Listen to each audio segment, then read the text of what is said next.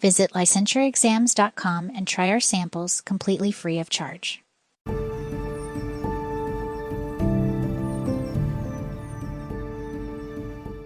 Welcome back to Family Constellation Therapy. Let's continue with some techniques commonly used with clients.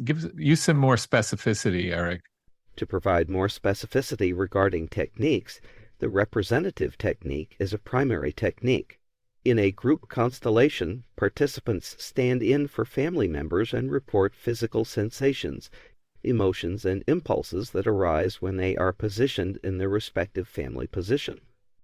Do the representatives literally experience physical sensations and emotions related to the family member they are standing in for?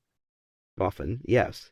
This provides you with information about systemic patterns that the client may not consciously know. Floor work techniques, which adapt the principles of constellations for client therapy, utilize floor positions, chairs or small objects, to represent family members. You can perform this work cliently as well? Absolutely. Clients can move between different positions to experience different family perspectives. You track the shifts in the client's internal state. Sculpting techniques are another method of creating three-dimensional representations of family relationships using physical positioning and body language. You may direct a client in positioning family members to demonstrate emotional distance or power dynamics. And finally, those ritual sentences are specific verbal interventions that state systemic truths, such as "I honor your fate," or "I leave what belongs to you with you." These sentences help complete interrupted movements within family systems. I leave what belongs to you with you. That sounds significant. It can be. It's about restoring order and responsibility. Okay, so how do you know if it's working? How do you gauge progress in this approach? Assessment in family constellation therapy relies primarily on phenomenological observation, not standardized instruments. So less paperwork, more watching. In a way, yes. The focus is on how systemic patterns appear in the client's current relationships and their symptoms. Therapists often assess family structure through genograms that cover multiple generations. A family map looking for patterns of early death or exclusion or trauma or significant losses that might create those systemic entanglements. Evaluation then happens by observing shifts in the client. You look for an increased capacity for intimacy or changes in repetitive relationship patterns, and a reduction in symptoms that seem connected to systemic dynamics. The real world changes. Exactly. As a therapist, you track the client's ability to keep appropriate boundaries with family members while keeping respectful. Connection signs of success include a stronger sense of belonging, reduced feelings of inappropriate guilt or responsibility, and a greater capacity for healthy relationships. And then there are ongoing check-ins, right? Yes, ongoing assessment is part of it. This involves monitoring the client's assimilation of the constellation, insights into their daily life and relationships. You'd observe whether the client can keep that systemic resolution even when faced with family pressure to go back to previous patterns. Evaluation also includes assessing the client's ability to tell the difference between personal issues that might still need client attention and those systemic patterns that have been resolved through the constellation work. This field has some really interesting terms for someone prepping for the licensing exam. These definitions are key. You know, they definitely are. So here are some important terms to know. First, systemic entanglement. This refers to an unconscious identification with excluded or traumatized family members, which leads clients to carry burdens or repeat patterns that don't come from them personally but serve to keep a connection with their family system. Orders of love. So these are the principles for healthy family belonging, where everyone has a place at the hierarchy, which is honoring those who came before, and balance, which is about equilibrium in giving and receiving between family members. Then there's systemic conscience. This describes the unconscious family loyalty system that makes clients keep connection with their family through symptoms or relationship patterns or life choices that mirror previous generations' unresolved traumas or exclusions. An unconscious loyalty system and representatives. These are the clients in group constellation work who stand in for family members and experience the unconscious dynamics within the client's family system through body sensations, emotions, and impulses that come up. The people who stand in during the group work. Finally, interrupted movement. This refers to natural bonding processes between family members that were disrupted by trauma, early separation, or death, creating systemic tension that may show up in later generations until that movement toward connection is completed. Interrupted movement, like love being blocked somehow? That's a good way to think about it. So, family constellation therapy shows particular usefulness with clients who are experiencing relationship patterns that, mirror previous generations. This often suggests systemic rather than just client origins for their difficulties. Clients who struggle with unexplained guilt or loyalty conflicts between family members, or difficulty establishing intimate relationships, often get a lot from these approaches because they address those underlying systemic dynamics. The approach also proves quite valuable for clients dealing with family trauma or adoption issues or significant losses that created disruptions in family bonding processes.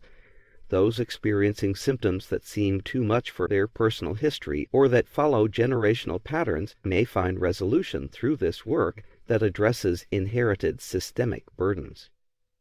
Clients who feel left out of their family system or who carry inappropriate responsibility for family members' well-being often respond well to these interventions.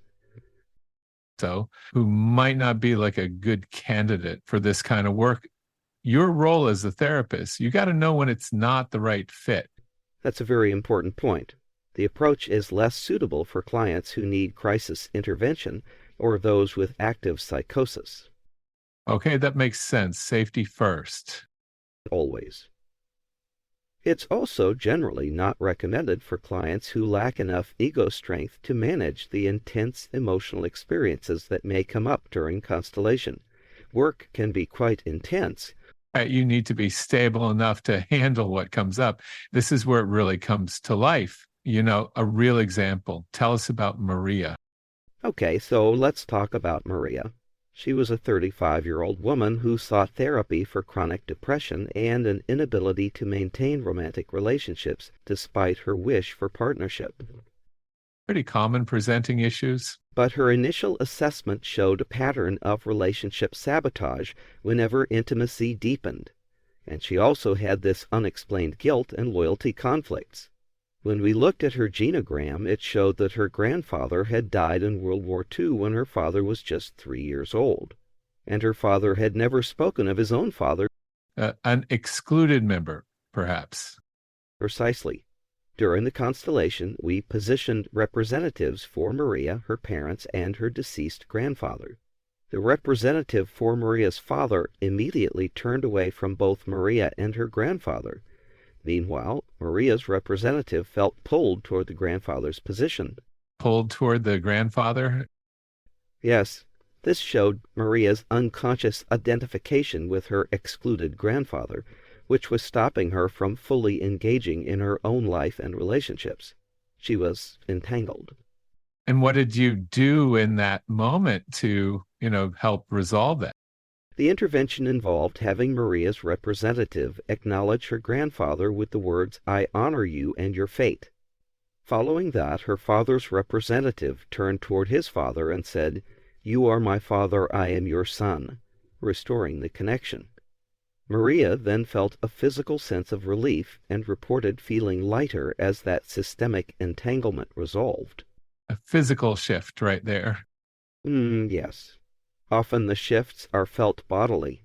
In the months after, Marie's depression lessened significantly and she successfully developed her first sustained romantic relationship.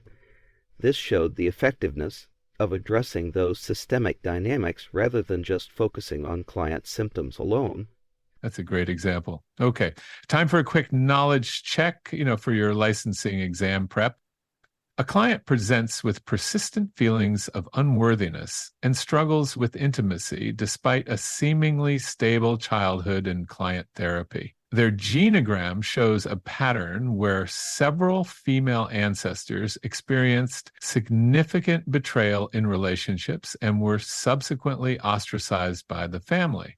Based on the principles of family constellation therapy, your initial hypothesis as a therapist might involve: the client is unconsciously carrying a systemic entanglement related to excluded female ancestors. In family constellation therapy, symptoms that seem too much for personal history, especially when a genogram shows patterns of exclusion or trauma across generations, strongly suggest a systemic entanglement. The client is unalloyingly carrying the burden of their ostracized ancestors, influencing their current struggles with unworthiness and intimacy. To summarize what we've talked about, family constellation therapy is a unique systemic approach that addresses unconscious family dynamics affecting client symptoms and relationship patterns. Many psychological difficulties, they come from systemic entanglements that need experiential resolution. The key principles are honoring the orders of love, recognizing entanglements, and helping those interrupted movements toward connection. It's about phenomenological awareness, embodied experience, and respecting family loyalties. And for your licensing exam, grasping this approach means understanding its systemic perspective on client symptoms, its experiential method, and its focus on restoring interrupted bonding processes. It really shows usefulness for relationship difficulties, unexplained generational symptoms, and trauma across family lines. As you think about your role as a therapist, consider this. What seems like a personal struggle is actually a quiet echo from generations past, waiting for someone to hear its story and find its proper place. And that person is you.